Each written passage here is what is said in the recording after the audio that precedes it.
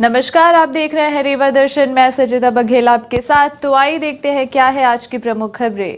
CM helpline में pending शिकायतों के निराकरण को लेकर आयोजित की गई वृहद शिविर, सुनी गई शिकायतें। युवती की मौत के बाद परिजनों ने अस्पताल में किया हंगामा, मौके पर पहुंची पुलिस ने मामले को कराया शांत। समारोह पूर्वक मनाया गया पेंशनर दिवस, वरिष्ठ नागरिकों को किया गया सम्मानित और पत्नी के हत्यारे पति को न्यायालय ने सुनाई आजीवन कारावास की सजा। तो आइए देखते हैं इन खबरों को विस्तार से।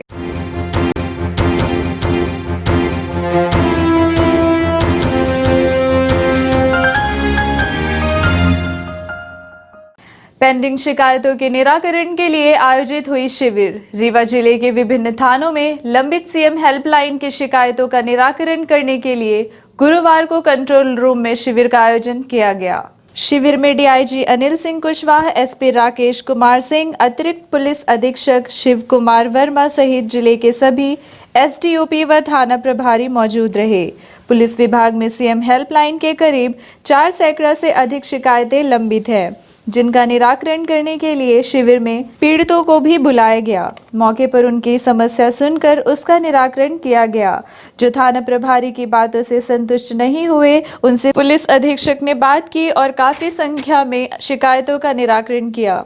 पुलिस अधीक्षक राकेश कुमार सिंह ने कहा कि कई बार लोग कार्यवाही होने के बाद भी सीएम हेल्पलाइन में शिकायत कर देते हैं, जिनको समझाइश देकर निराकरण कराया गया है।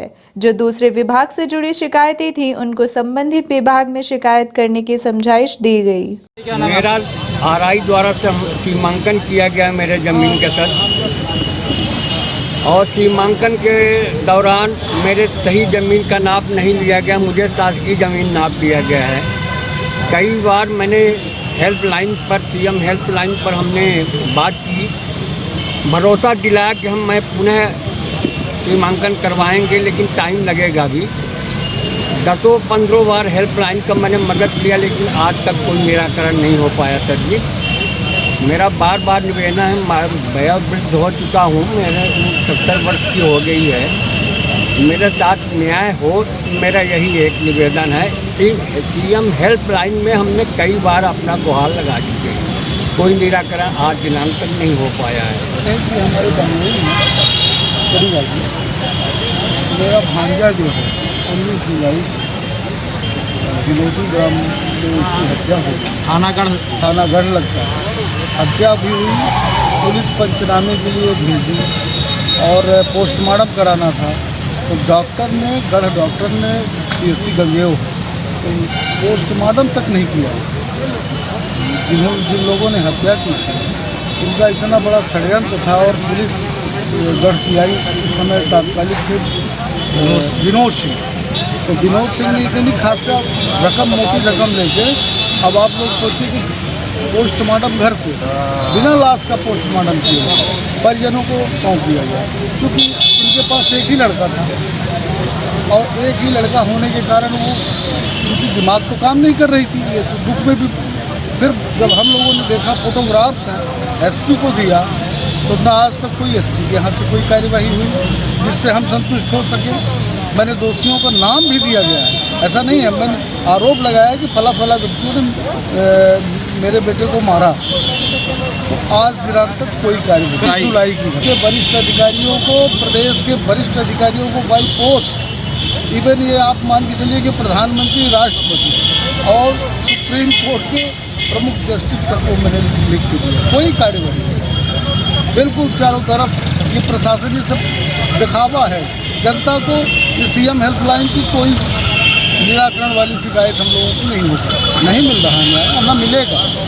न्याय दिलाने वाला ऊपर वाला है, वो ही न्याय दिला सकता है, नीचे वालों से न्याय की उम्मीद नहीं।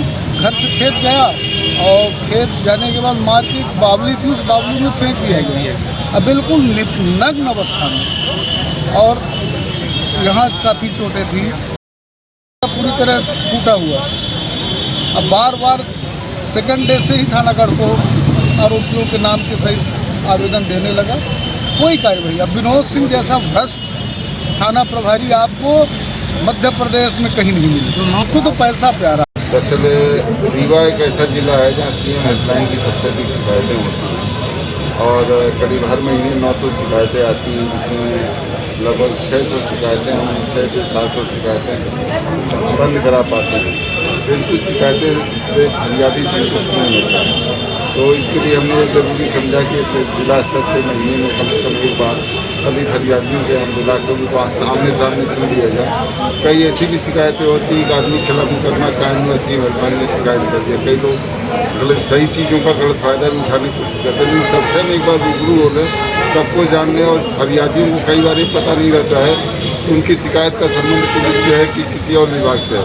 तो उनको समझाना पड़ता है कि भाई इसमें पुलिस के पास मत जाओ, ये इसके लिए कलेक्टर साहब को शिकायत करो, इसके लिए दूसरे विभाग को शिकायत करो। तो इस तरह की चीज़ों को समझाना बुझाना, ताकि शिकायतों की निराकरण हो सके, लोगों को सही तरीके से पता चल सके कि उसकी शिकायत के निराकरण का कई किस स्थान पर हो सकता है। इसके उद्देश्य से जिला स्तर पर आयोजन कराया गया।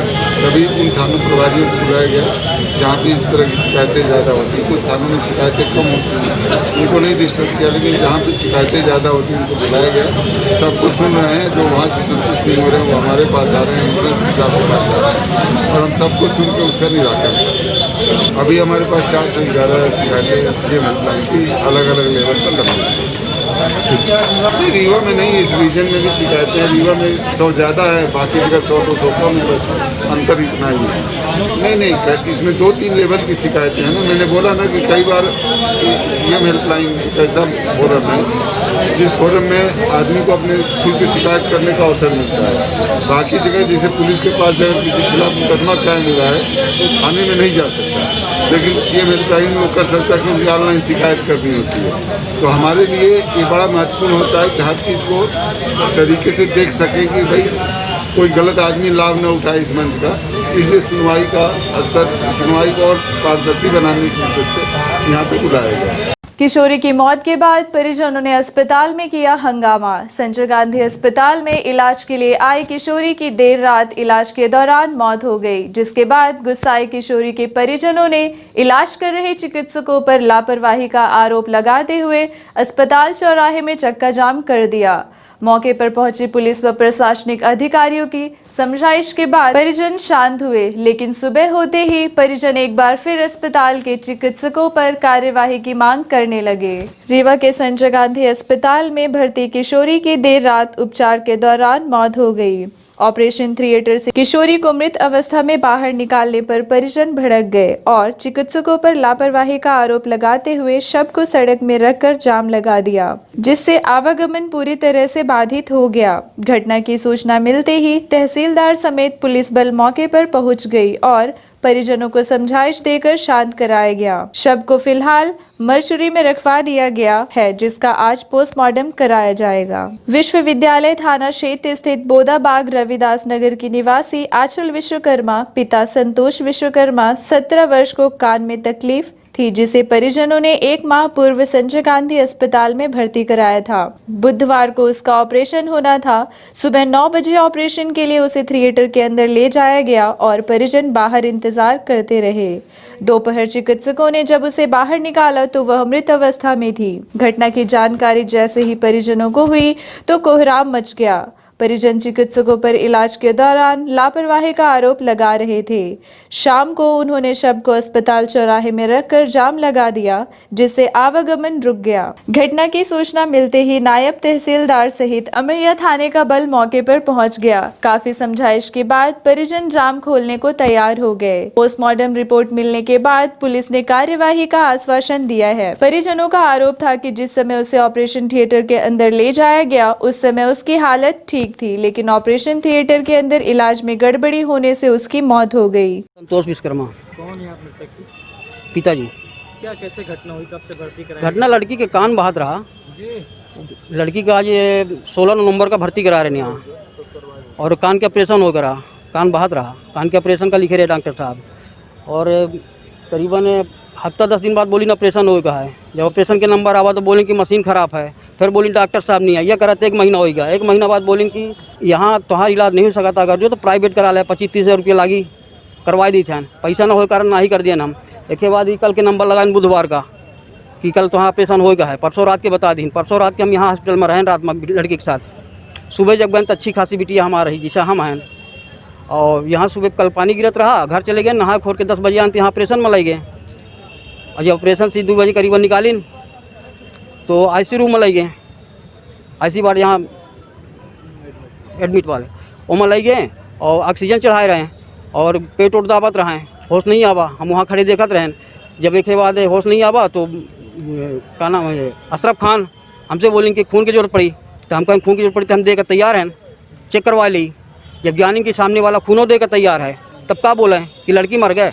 लड़की हम लोगों के सामने नज़र के सामने मर गई। लड़की के मरे के बाद ही खून मांगी हमसे, जिंदा तो मतलब वहाँ से निकाली गई जब ऑपरेशन थिएटर से, तभी लड़की खत्म हो गई। ऑक्सीजन चढ़ा कि मतलब वो पेट और दाब चालू करे रहे हैं और वहाँ आधा घंटा तिनका मशीन उसी साजत लग गया। मशीन हमार मांग यह कि अशरफ खान अगर काने के वजह से लड़की मरी तो आदमी हार्ट के काहे ऑपरेशन करवाई, हार्ट के तो हो से बड़ा भी ऑपरेशन है ना। अशरफ खान अगर कान के ऑपरेशन करी नहीं और काने की वजह से लड़की मरी ही तो अशरफ खान आके बता दें कि हाँ कान के ऑपरेशन करने के कारण लड़की मरी है। देखिए ये रीवा ही नहीं, एक प्रदेश का बड़ा हॉस्पिटल है संजय गांधी अस्पताल, और किस सोच से ये अस्पताल बना होगा। और यहाँ पे आए दिन इस प्रकार से लापरवाही पूर्वक जो डॉक्टर हैं उनके लापरवाही से आए दिन यहाँ गरीबों के परिवार के सदस्य दम तोड़ देते हैं। ये जो हमारे विश्वकर्मा परिवार के सदस्य रहे, इनकी जो बेटी थी आंचल विश्वकर्मा, ये पिछले 1 महीने से अपना कान दिखाने आई और यहाँ लोग भर्ती कर लिए। आप खुद बताओ कि कान का ऑपरेशन करने में 1 महीने का समय, वो डॉक्टर इनसे बोलता है कि प्राइवेट अस्पताल में हम करवा देंगे तुम्हारा, वो इतना पैसा। गरीब आदमी है और ये जो अस्पताल बना है तो प्राइवेट अस्पताल थोड़ी है, ये गरीबों के लिए अस्पताल है। एक तरफ ये मुख्यमंत्री ये है, फलाना है, ढिमाका है, और जब गरीबों की बात आती है तो गरीबों के से डॉक्टर कहते हैं कि पैसा दो, चाहे किडनी। तो मैं कहता हूँ किडनी बेच ले लो ना यार, हम लोगों की सबकी किडनी ले लो। और इतना पैसा का हवस है इन डॉक्टरों से को, तो इसके बाद ये एडमिट करते हैं और कल 1 महीने बाद किसी तरह से वो ऑपरेशन करते हैं। जब ये इनसे थोड़ा बहुत पैसा ले लेते हैं तब यहाँ वो करते हैं। और कान के ऑपरेशन में होश न आए, कान और दांत इस प्रकार की बहुत इतनी बड़ी बीमारी नहीं होती कि आपको होश न आए। तो उसके लिए भी तहसीलदार साहब आए कि हमने टीम गठित कर दिया है। सस्पेंशन की एक प्रक्रिया होती है निश्चित तौर पे, यदि उसमें यदि उसमें क्या 1 महीने से यदि एडमिट है तो उसको सस्पेंड होना ही है। आज हमारे गरीब परिवार की बहन बेटी गई है, ये बड़ा दुखद है। और ये अस्पताल प्रबंधन और रीवा के कलेक्टर और कमिश्नर, आप ही के माध्यम से हमने पढ़ा था, सुना था कि हम 24 घंटे में एक बार कलेक्टर और कमिश्नर के यहाँ दौरा होगा। वो न्यूज़ थी 1-2 महीने पहले की, और आज कलेक्टर और कमिश्नर यहाँ कितनी बार आए बता दें। साथ ही जब हम लोग ये गए घर बुलाने आते हैं तो एक जनप्रतिनिधि होने के नाते मैं यहाँ आता हूँ तो यहाँ का एक रीवा का महिया थाने के एक जिम्मेदार टीआई बोलता है विनोद शर्मा मतलब बवाल।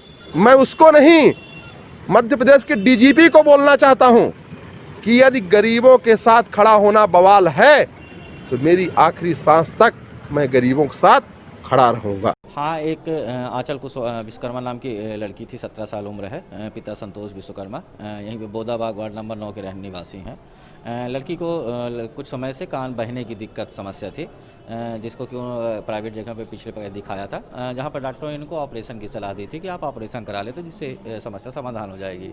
उसी के इलाज हेतु लगभग 1 माह पूर्व बच्ची को के पिता ने परिजनों ने यहाँ पर भर्ती किया था और भर्ती के उपरांत इलाज भी चल रहा था, साथ में ऑपरेशन की भी सलाह दी गई थी।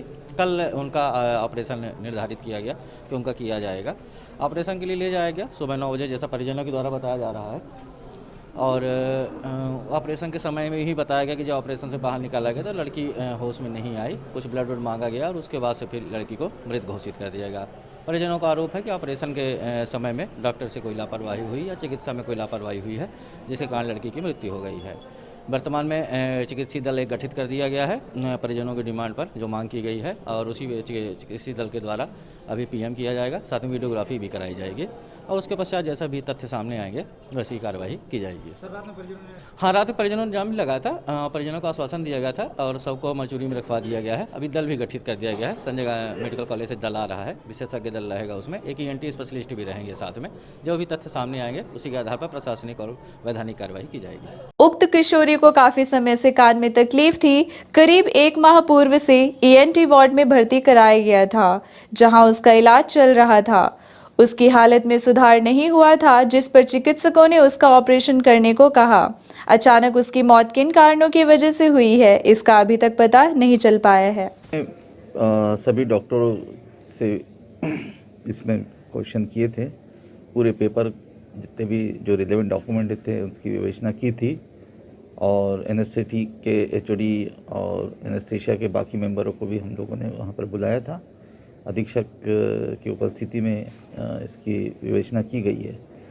तो प्रथम दृष्टया जब पूरे पेपर हम लोगों ने देखे हैं तो एक कमेटी का अभी निर्धारण कर रहे हैं हमारे अधीक्षक महोदय, और उसके पश्चात में वो कमेटी हम लोगों को पूरा उसका एक जो भी उसका परिणाम आता है वो हमें देगी।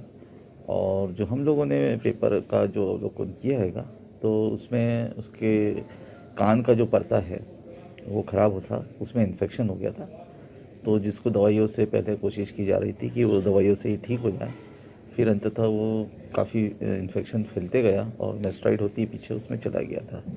तो वहाँ से वो पस जो बन गया था कान में उसको निकालने के लिए जनरल एनेस्थीसिया देने के बाद ये किया जा रहा था। और उसी ऑपरेशन के बाद में ये देखने में आया है कि उसको किसी दवाई का कोई कॉम्प्लिकेशन हुआ है जिसकी वजह से उसको लंग्स में नॉन कार्डियक पल्मोनिया जिसको कहते हैं कि वो उत्पन्न हुआ था। हमारे कार्डियोलॉजिस्ट डॉक्टर के.डी. सिंह ने भी देखा था, उनका भी हमने उनसे भी पूछा था तो उनका भी यही कहना था कि कार्डियक की वजह से नहीं है, कोई नॉन कार्डियक लंग्स में जो कई बार कई दवाइयाँ होती है जिसकी वजह से अचानक हो जाता है। तो अभी हम लोगों ने कमेटी बना दी है और जैसे ही कमेटी का वो आता है हम बताते हैं। समारोह पूर्वक मनाया गया पेंशनर दिवस। 17 दिसंबर को पेंशनर्स दिवस मनाए जाने की दिशा में साईं मंदिर स्थित पेंशनर एसोसिएशन द्वारा पेंशनरों के लिए सम्मान समारोह आयोजित किया गया। इस दौरान पेंशनरों को शॉल व श्रीफल देकर सम्मानित किया गया। पेंशनर दिवस के अवसर पर वरिष्ठ नागरिकों को सम्मानित करने पूर्व मंत्री व रीवा विधायक राजेंद्र शुक्ल सम्मान समारोह स्थल पर पहुंचे और वरिष्ठ नागरिकों को सम्मानित किया।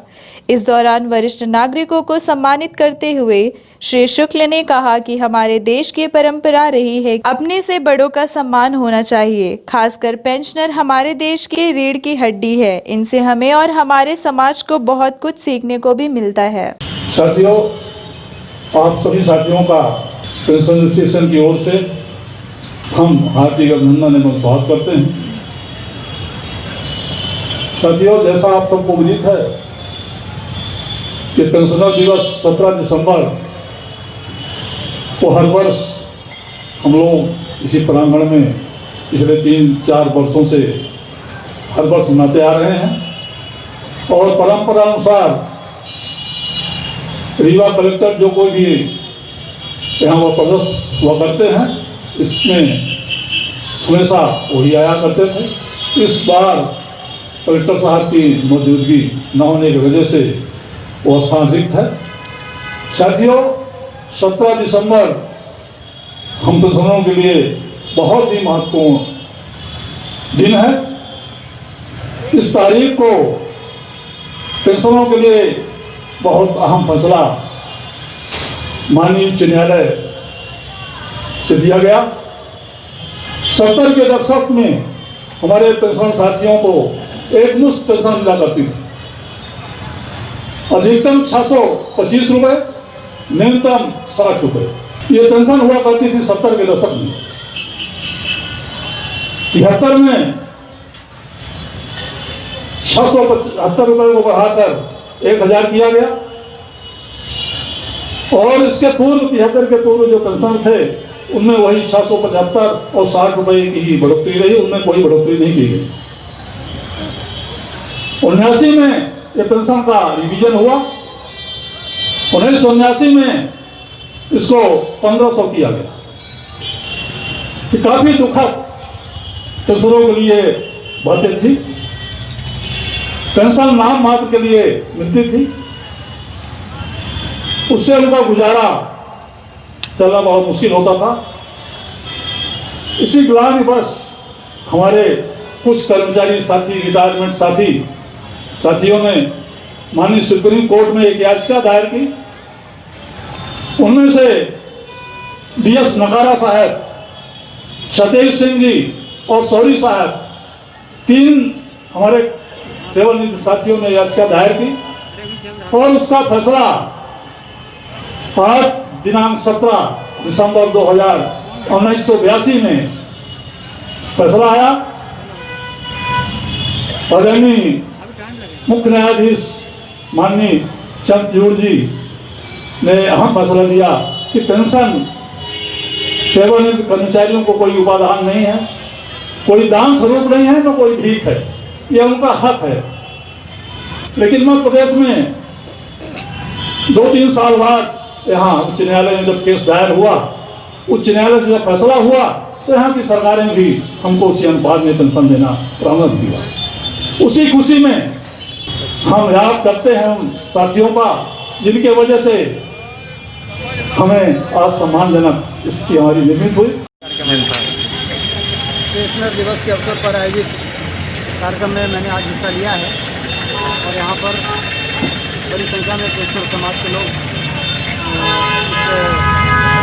इस एसोसिएशन से जुड़े हुए हैं, तो उनका अभिनंदन भी हुआ है और साथ ही कुछ उनकी जो समस्याएं हैं उसके बारे में चर्चा भी हुई है, जिसको हम ऊपर शासन स्तर पर बात करके क्या बेहतर हो सकता है, क्योंकि पेंशनर के योगदान को कभी भी हम भुला नहीं सकते और आगे भी वो किसी समस्या से जूझ रहे हैं तो उसका समाधान निकालने की हम सबको कोशिश करना चाहिए। हम सबका दायित्व है। हमने इस कार्यक्रम में हिस्सा लेते और उनको उनसे आशीर्वाद दिया, उनको बधाई दी है, उनकी बातों को सुना दिया। पत्नी की हत्या करने वाले पति को आजीवन कारावास की सजा। अपनी ही पत्नी की निर्मम हत्या करने वाले युवक को रीवा न्यायालय से आजीवन कारावास की सजा सुनाई गई है। पूरे मामले की जांच में यह बात समझ में आई थी कि युवक ने यह घातक कदम दहेज की लालच में उठाया था। इस पूरे मामले की सरकार की ओर से पैरवी कर रहे अतिरिक्त लोक अभियोजक नीलग्रीव पांडे ने बताया कि 16 अप्रैल 2017 को गोदरी थाना गढ़ में प्रेमवती प्रजापति की खून से लथपथ लाश कमरे में मिली थी, जिसकी सूचना थाने में खुद उसके ससुर बैसाखू प्रजापति के द्वारा दी गई थी। प्रथम दृष्टया यह मामला हत्या का प्रतीत हो रहा था, लिहाजा संबंधित पुलिस के द्वारा अज्ञात के खिलाफ मामला दर्ज किया गया और जांच शुरू की गई। पीएम रिपोर्ट में पता चला कि प्रेमवती की हत्या गला दबाने से की गई है, लिहाजा संदेह के आधार पर पति को गिरफ्तार किया गया, जिसके बाद न्यायालय में मामला चला। न्यायालय ने फैसला सुनाते हुए आरोपी को आजीवन कारावास की सजा सुना दी है। आपको बता दें कि आरोपी ने पहले महिला का गला दबाया था, इसके बाद चाकू से 8 बार हमला किया। मामला इस प्रकार है कि आज माननीय 13वें अपर सत्र न्यायाधीश रीवा श्री उपेंद्र देसवाल साहब के न्यायालय से आरोपी लालजी प्रजापति पिता बैसाखू प्रजापति निवासी गोदरी थाना गढ़ को धारा 302 में आजीवन कारावास की सजा सुनाई गई है।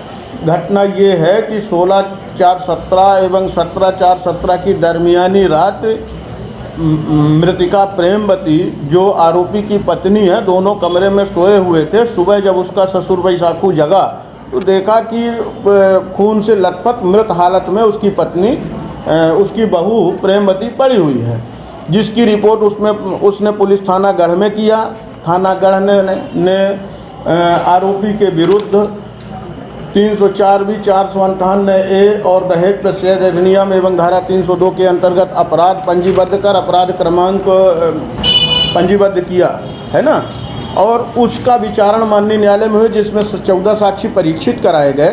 मृतिका के शरीर में कुल 8 चोटें जो चाकू की पाई गई थी और पीएम रिपोर्ट से ये प्रमाणित है कि और साक्षियों के कथनों से ये प्रमाणित हुआ कि आरोपी ने ही मृतिका को चोट पहुंचाई है।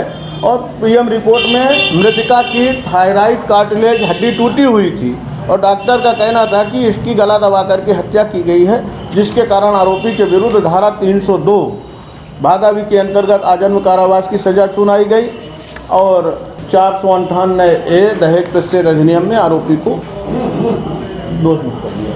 न्यू इंदौर सेव भंडार सुपर बाजार। नवरात्रि व दशहरे के पावन पर्व पर आपके शहर रीवा में सुपर बाजार की एक बड़ी सौगात।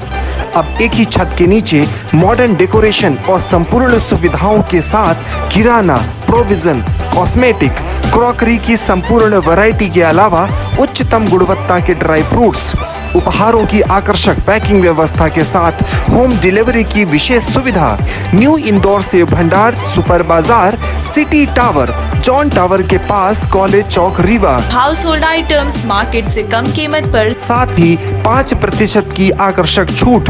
New Indore Sev Bhandar, super Bazaar, city tower, John tower के पास, कॉलेज चौक, रीवा।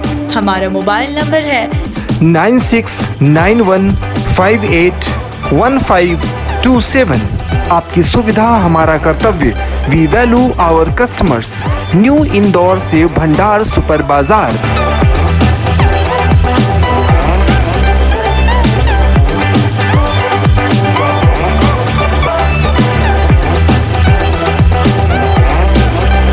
धान खरीदी केंद्रों में व्याप्त समस्याओं को लेकर भारतीय किसान यूनियन के प्रमुख एवं राष्ट्रीय समन्वय समिति सदस्य किसान नेता सुब्रत मणि त्रिपाठी ने खाद्य अधिकारी को सौंपा ज्ञापन। ज्ञापन के माध्यम से श्री त्रिपाठी ने मांग की है कि धान खरीदी केंद्रों में हो रही मनमानी व गड़बड़ियों को रोका जाए। साथ ही उन्होंने आरोप लगाया कि लगातार किसानों से तौल के नाम पर पैसा वसूला जा रहा है। पैसे नहीं देने पर धान की गुणवत्ता में कमी निकाल कर वापस कर दिया जाता है। इसके अलावा रेट सूची चस्पा किए जाने समेत अन्य आवश्यक व्यवस्थाओं की भी पूर्ति किए जाने की संबंध में मांग की गई। इसके अलावा रेट सूची चस्पा किए जाने समेत अन्य आवश्यक व्यवस्थाओं की पूर्ति किए जाने के संबंध में मांग की गई है। ज्ञापन सौंपने कलेक्ट्रेट कार्यालय पहुंचे सुब्रत मणि त्रिपाठी से बात की गई तो उन्होंने सौंपे गए ज्ञापन के संबंध में जानकारी देते हुए बताया, आज हम आए हैं यहाँ पे कलेक्ट्रेट में। हम अपने जिला के कलेक्टर महोदय से मिलने और नागरिक आपूर्ति के डीएमओ साहब से मिलने एवं जिले के खाद्य आपूर्ति अधिकारी खान साहब से मिलने, लेकिन कलेक्टर साहब और डीएमओ साहब से मुलाकात नहीं हो पाई है। नागरिक अपने यहाँ के खाद्य विभाग के जिला प्रबंधक आदरणीय खान साहब से मुलाकात हुई है। एक हफ्ते पहले करीब हमने कहा था कि सभी खरीदी केंद्रों में बैनर लगा दिए जाएं कि किसानों से तौल के नाम पर पैसे नहीं लिए जाएंगे। किसानों से तौल के रूप में पूरे जिले में पैसे लिए जा रहे हैं किसानों के लगातार। टीआरएस कॉलेज में 70% से अधिक छात्र हुए फेल। छात्र संघ द्वारा मुख्यमंत्री से फरियाद लगाने जोर जुगत की गई, लेकिन प्रशासन द्वारा छात्रों को सीएम से मिलने नहीं दिया गया। यह आरोप है छात्र संघ अध्यक्ष योगिता सिंह परिहार का।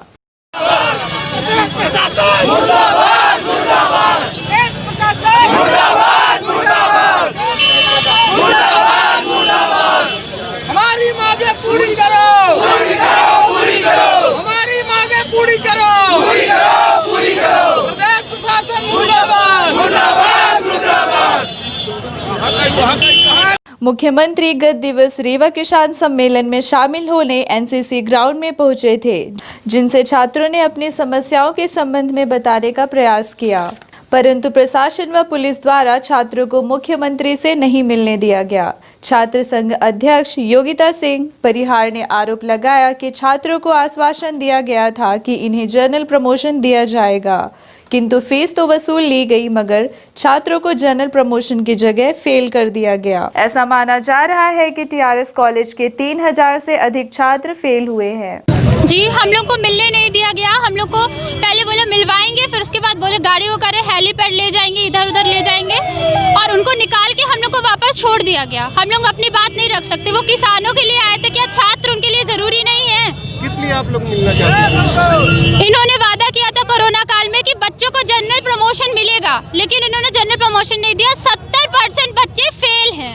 टीआरएस कॉलेज ओवरऑल सारे कॉलेजेस के बच्चे फेल हैं। जनरल प्रमोशन की फीस भी ली गई, उसके बावजूद उनको 550 रुपए पैसा भी लिया गया।